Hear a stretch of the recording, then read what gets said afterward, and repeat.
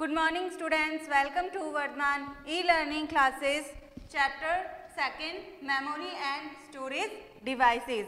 Earlier we had read up to the about of RAM and ROM and external memory. Now today we are going to start read up about of external storage devices. मतलब इससे पहले हमने पढ़ लिया था कि जो internal memory होती है उसमें जो स्टोरेज के जो टाइप्स होते हैं या जो मेमोरी होती है वो 2 टाइप की होती है, रैम और रोम. और आज हम पढ़ेंगे कि एक्सटर्नल स्टोरेज डिवाइसेस क्या होती है और उनके क्या क्या नाम है. As we store different things in our house at different places like almirahs, books, shelves, cupboards, drawers, racks, etc., a computer also uses many storage devices to store information such as hard disk, floppies, CD, DVDs and pen drives. अब इसमें बताया गया है कि जैसा कि हमने देखा होगा हमारे घरों में हम कुछ चीज़ों को स्टोर करने के लिए या रखने के लिए अलमारी, रैक्स, बॉक्स, टेबल्स, मतलब अलग अलग जो भी प्लेसेस होती है जहाँ पर हम चीज़ों को रख सकते हैं, स्टोर कर सकते हैं, उनका यूज़ करते हैं. शेल्फ है, ड्रॉवर्स है, कप बोर्ड है, वहाँ पे हम हमारी चीज़ों को रखते हैं. उसी प्रकार से कंप्यूटर भी एक ऐसा मशीन है जिसमें कि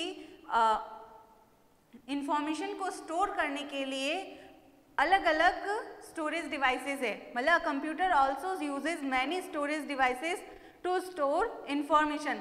और कंप्यूटर में भी इंफॉर्मेशन को स्टोर करने के लिए अलग अलग डिवाइसेस है. अब जिसमें एक्सटर्नल में कौन सी है? First hard disk, floppies, CD, DVDs और and pen drives. When the programs runs on computer it get copied from secondary memory into internal memory. जब प्रोग्राम कंप्यूटर में जब प्रोग्राम चलता है तो जो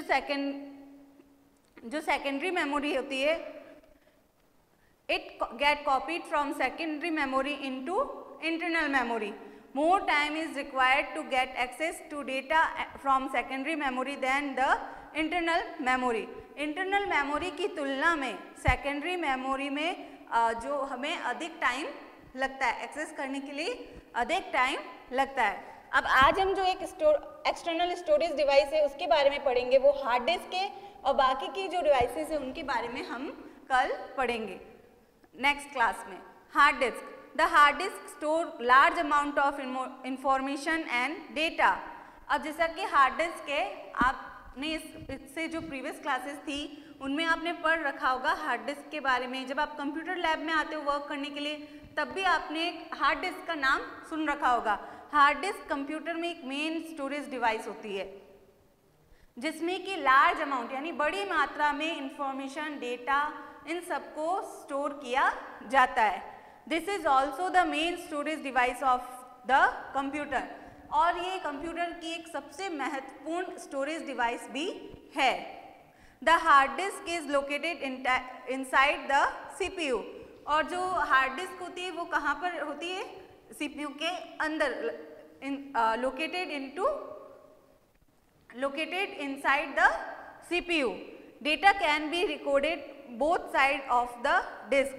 और जो डेटा होता है वो दोनों साइड मतलब बोथ साइड स्टोर हो सकता है, रिकॉर्ड हो सकता है. It has got multiple disk which consist of hard platers of metal. अब इसमें क्या होती है, जो छोटी छोटी मल्टीपल यानी बहुत सारी डिस्क होती है जो कि हार्ड प्लेटर की मेटल प्लेट से मिलकर बनी होती है. All the activities done on a computer can be stored on a hard disk.